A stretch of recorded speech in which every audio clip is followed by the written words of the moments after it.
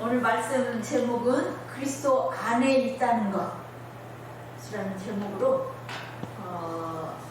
하나님께서 우리에게 오늘 주시는 말씀으로 새롭게 되기를 원합니다.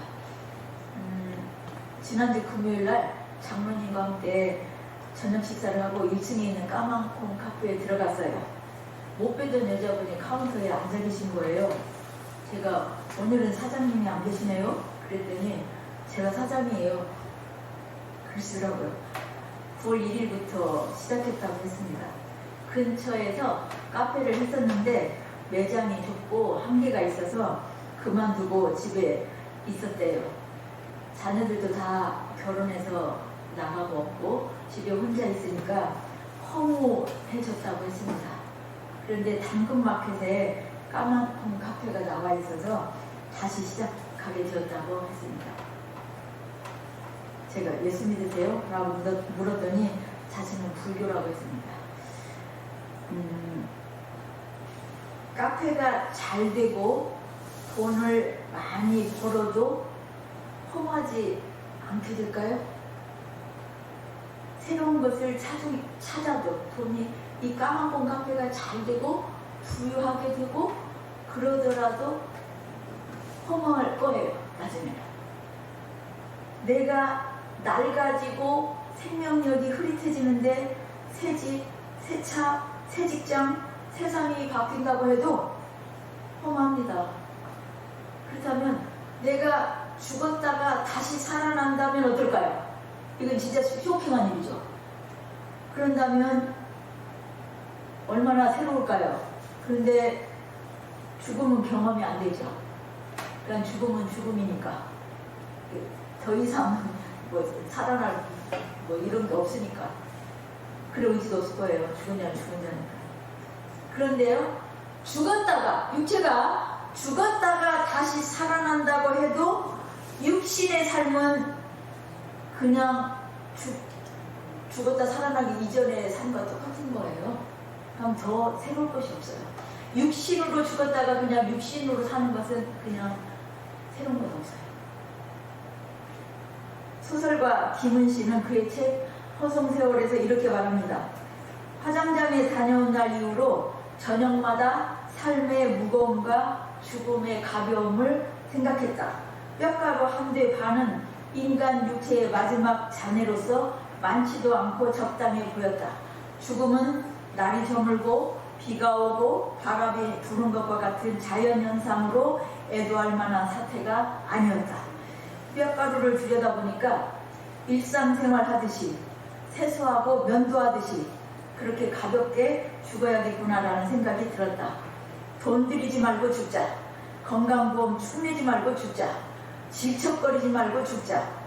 가볍게 죽기 위해서는 미리 정리해 놓을 일이 있다. 내 작업실, 서랍과 수납장, 책장을 들여다보았더니 지금까지 지니고 있던 것이 거의 전부 쓰레기였다.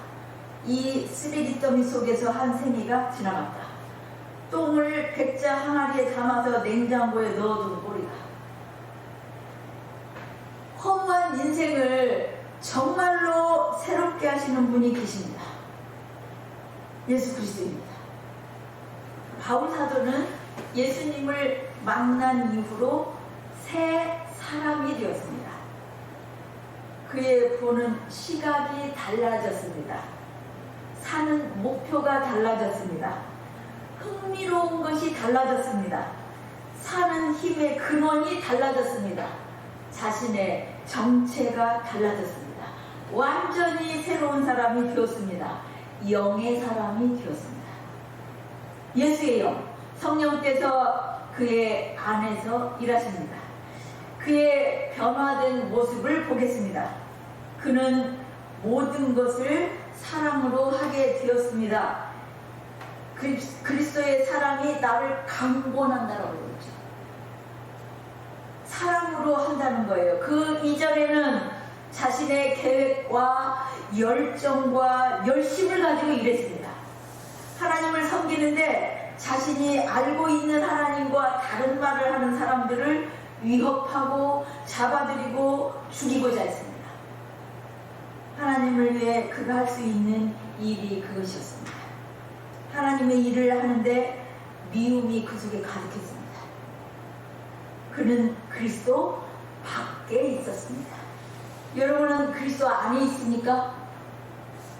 예수를 알지 못하는 그리스도 밖에 있는 세상 사람들은 서로의 잘못을 지적하고 서로 비방하고 서로 상대를 향해 속으로 욕합니다. 서로 상처를 냅니다. 예수님 밖에 있으니까요. 그런데 교회에서 주님을 위해 열심히 봉사하는데 꼴 보기 싫은 사람이 있으면 어디에 있는 거죠? 내가?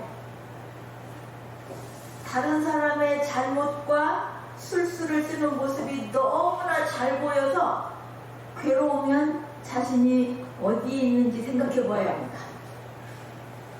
주님 안에 있는 자들은 모두 자신이 죄인임을 고백하는 자들입니다. 그래서 들어온 자들이에요. 은혜로 사는 사람들, 성령으로 거듭난 사람은 다른 사람의 죄를 비방하는 자신이 잘못되었다는 것을 인식합니다.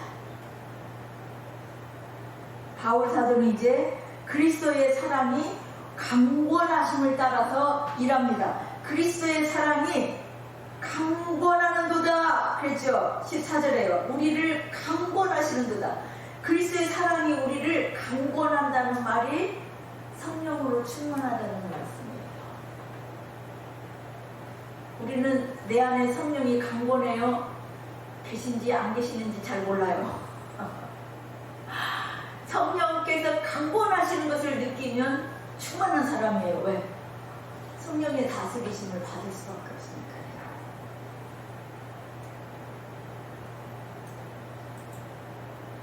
그는 더 이상 자신을 위하여 살지 않고 자신을 위하여 죽었다가 다시 사신 분을 위해서 살아갑니다. 바울 사도는 그리스도 밖에 있었을 때는 육신의 욕망을 따라 살았습니다. 하나님을 섬긴다고 하면서 돈, 지식, 명예, 자랑거리들을 쫓아다녔습니다. 한마디로 나의 유익을 위해서 살았습니다. 나 잘났다라고 하기 위해서 살았습니다.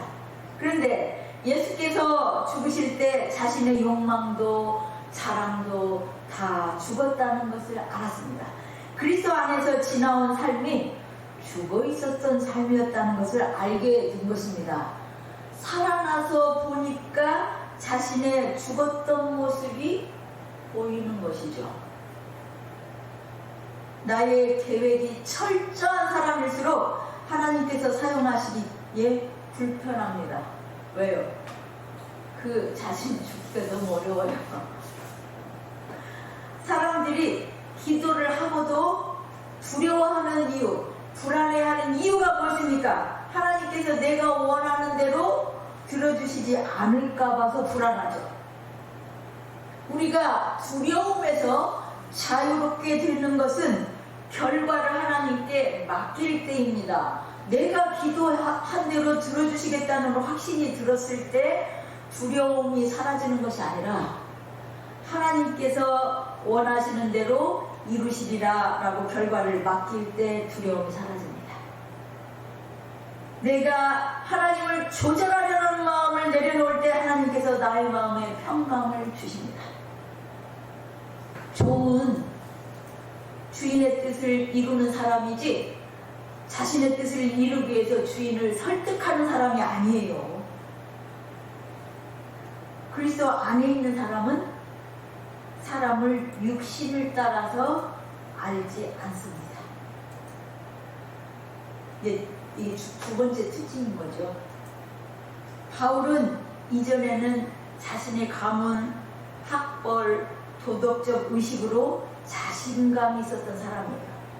빌립보서 3장 4절을 보시겠습니다. 함께 읽으시겠습니다. 그러나 나도 육체를 신뢰할 만하며 만일 누구든지 다른 이가 육체를 신뢰할 것이 있는 줄로 생각하면 나는 더욱 그러하리니 그러나 나도 육체를 신뢰할 만하며 만일 누구든지 다르니까 지금 4절 다시 읽고 있군요. 5절 그 다음 5절을 5절은 안 나왔어요.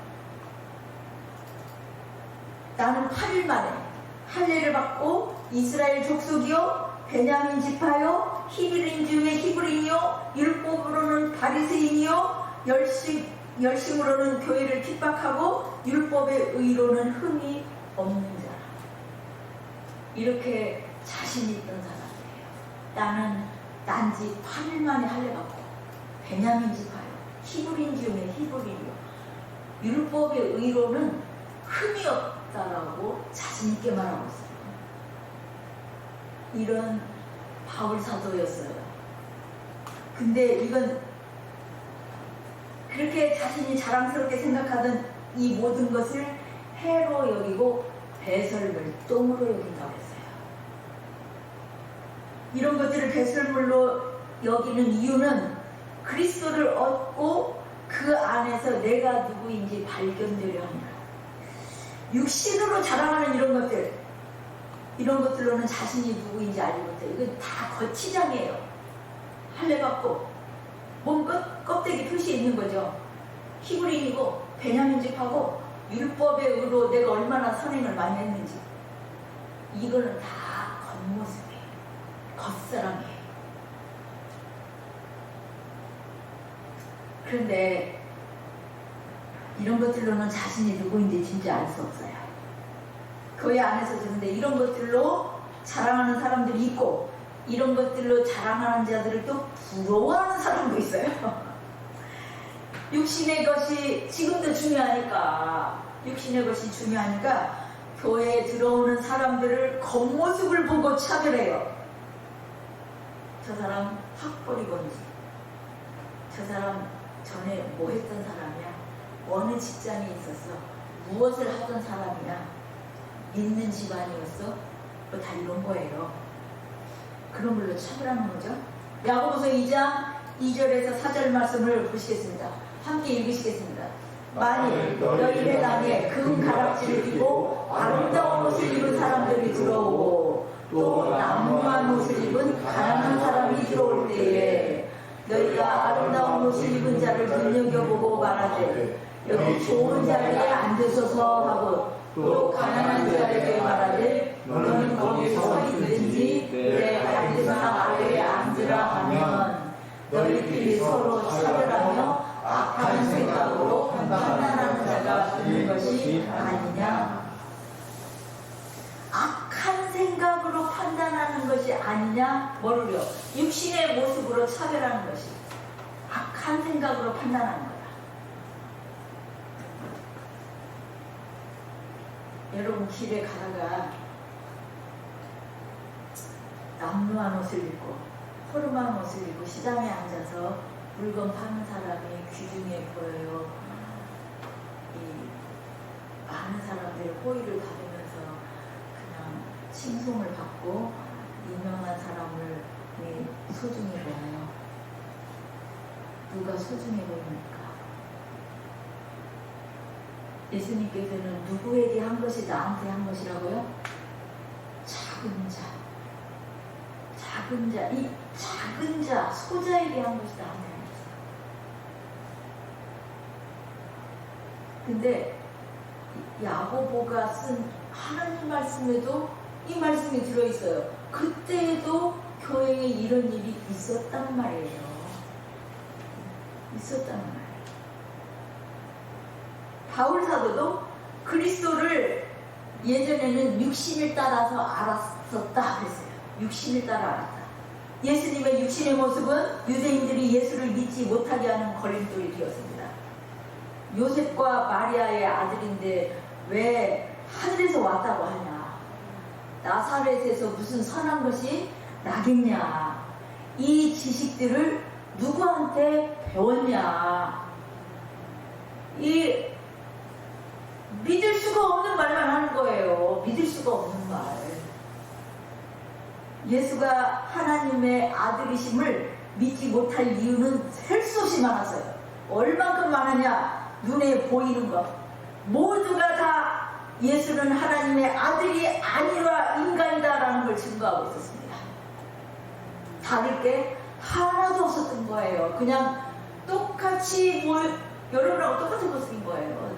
다른 것이 하나도 없어서요. 손가락이 하나씩 더 있는 것도 아니고, 눈이 이마에 달린 것도 아니고, 뒤에도 달린 것도 아니고, 우리하고 너무나 똑같아요. 그러니까 예수님이 하나님의 아들이 아니다라고 증거하라면 어때요? 수도 없이 많죠. 그런데 하나님의 아들이심을 증거하는 거나 예수님의 말씀 속에 있었어요. 그러니까 하나도 안 맞는 거예요. 보이는 것과 예수님 말씀이 하나도 맞지가 않아요. 그러니까 그런데도 계속 예수님께서는 난 하나님의 아들이다 라고 하니까 뭐라고 해 이제? 네 아버지 좀 보여줘. 그랬어요. 네 아버지를 좀 보여줘. 영의 눈이 아니고서는 예수님이 하나님이심을 알 수가 없어요. 하나님 나라를 볼 수가 없습니다. 육체가 죽었다가 다시 살아난다고 해도 성령으로 거듭나지 아니하면 육신의 눈으로는 하나님 나라가 보여요, 안 보여요?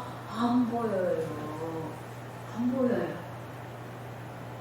그래서 예수님께서는요, 죽은 자가 살아서 다시 살아나와서 얘기해도 안 믿을 거다 그러셨어요. 안 믿을 거다.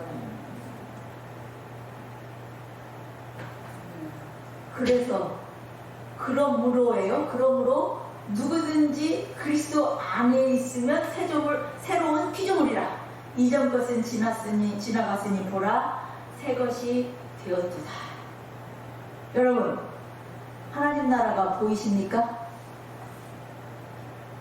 내가 죄인이라는 것, 사탄의 지배 아래 있었다는 것, 하나님께서 천지 만물을 지으셨다는 것, 나를 기억하사 예수를 죽었다가 다시 살게 하시고 죄에서 구원해 주셨다는 것, 이것이 보이는 자는 하나님 나라를 보고 있는 것입니다.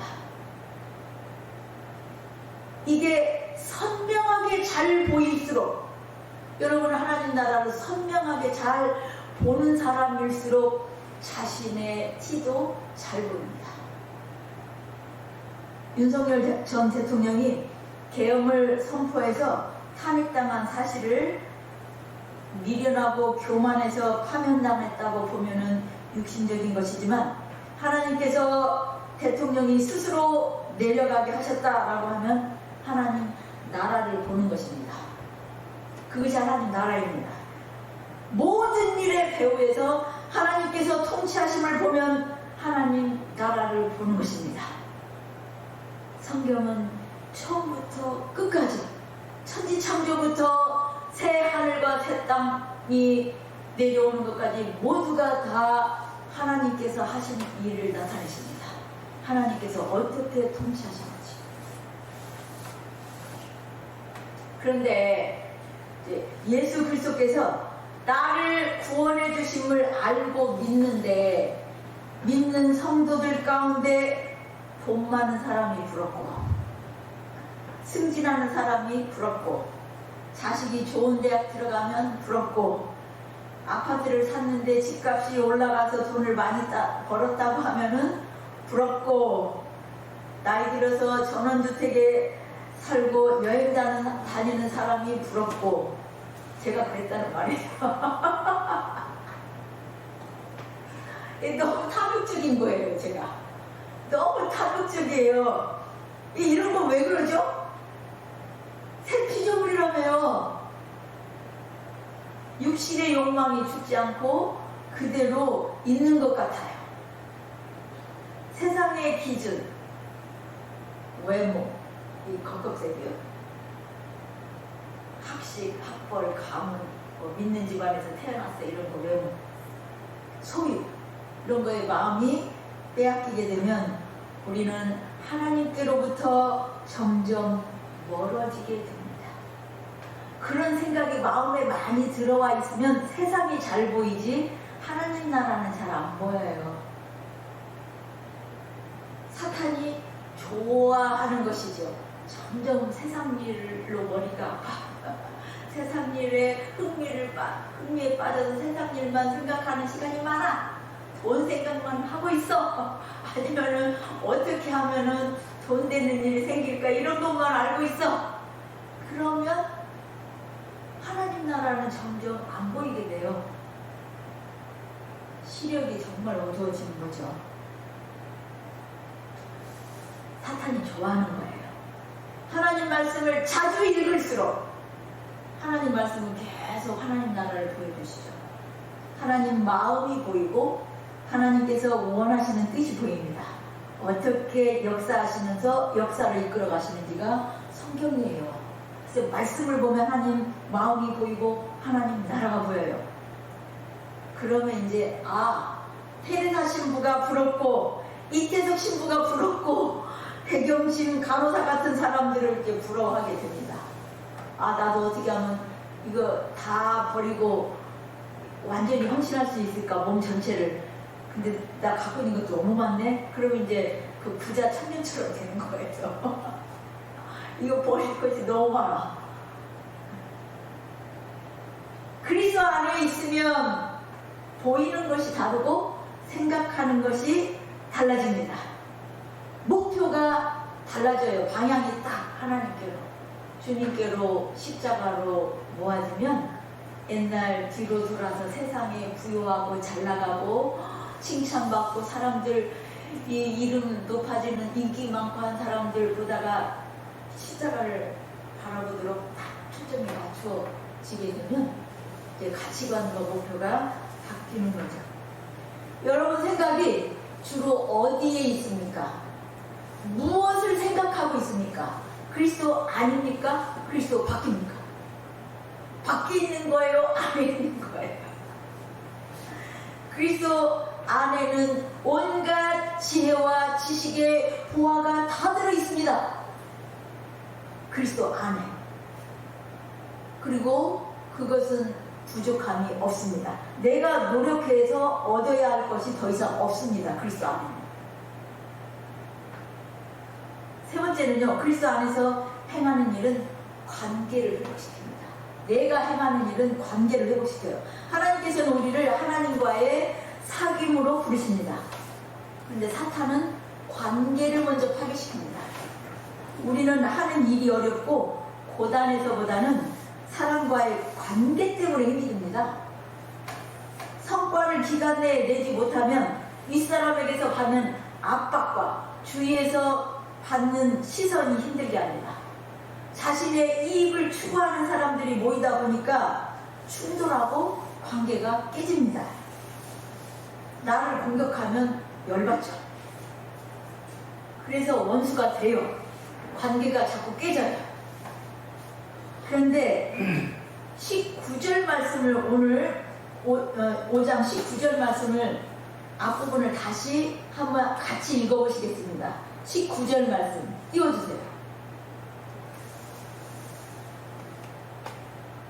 함께 읽으시겠습니다. 시작. 곧 하나님께서 그리스도 안에 계시사 세상을 자기와 화목하게 하시며 자, 하나님께서 어디에 계시사? 그리스도 안에 계시사 세상을 자기와 화목하게 하시며.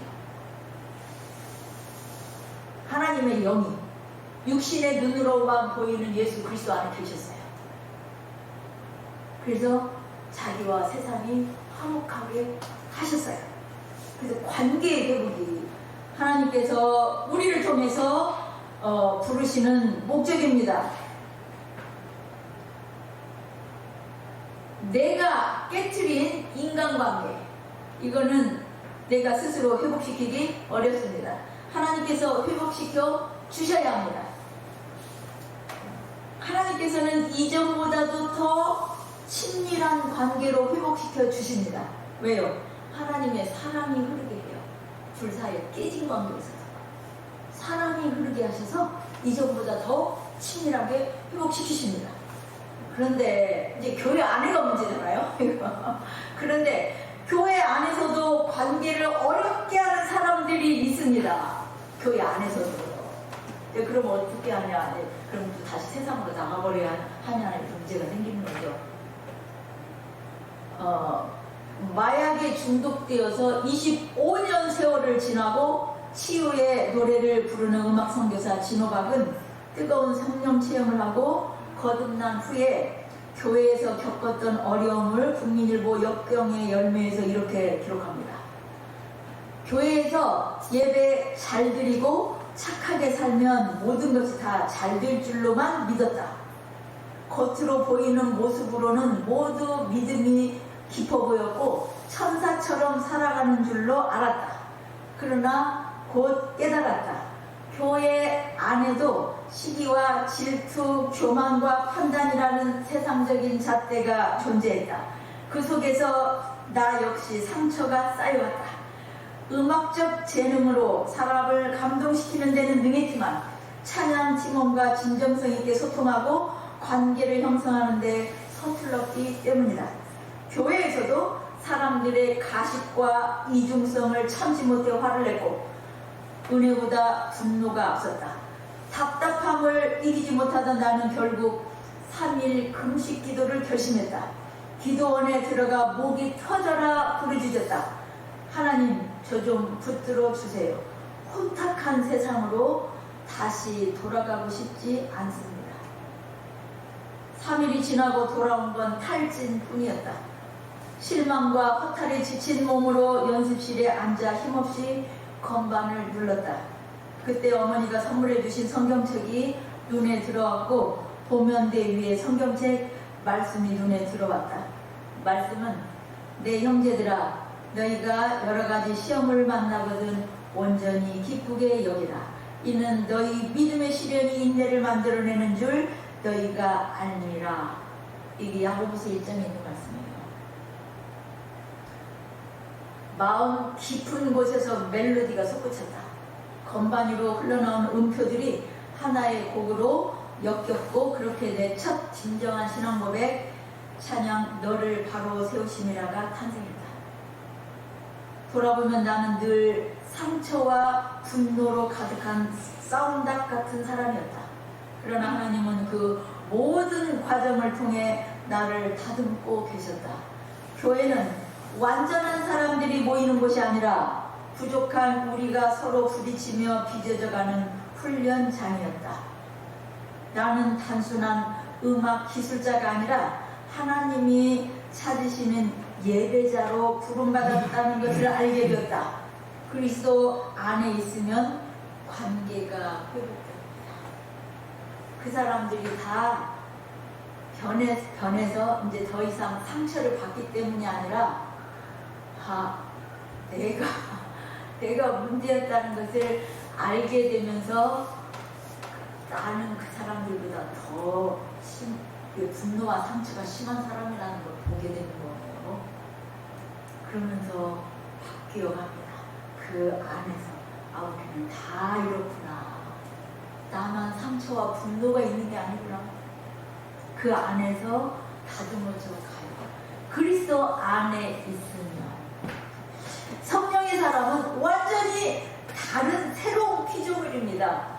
그런데 그 새로운 피조물이 완벽한 상태로 딱 한꺼번에 처음 인간 창조하셨듯이 그렇게 되는 것이 아니에요. 그것이 아니고 그냥 육체가 그대로 있기 때문에 새로운 사람이 영의 사람이 눈이 확 떠져서 이제 육체의 사람이 구하던 것, 그 육신의 사람이 마음대로 하던 일은 다 죽었었던 거라는 것을 보게 되는 거예요. 그래서 그것을 하나씩 버리는 일을 해요. 자신의 모습을 보고 하나님의 영광을 보고 점점 새로워지는 겁니다. 그러니까 이 새로운 피조물을 하루아침에 딱 새로운 피조물로 거듭나는 순간 정체성은 확 바뀌었지만 모든 것이 다 완벽하게 이루어진 상태는 아닌 겁니다. 그리스도 안에서 하나님과 화목하게 되었습니다. 성령이 우리 안에 계셔서 영을 따라서 행동할 줄 알게 되었습니다. 완성되지 않았지만 그리스도 안에 있으면 우리의 가치관이 바뀌고 흥미가 바뀌고 싸움닭이 화목하게 하는 사람으로 날마다 새로워집니다. 날이 갈수록 허무해지는 것이 아니라 날이 갈수록 새로워집니다. 이것이 허무해지지 않는 새로움으로 가는 길이에요. 영의 사람, 새로운 사람, 그리스도 안에 있는 사람. 오늘도 새롭게 하시는 주님을 찬양합니다.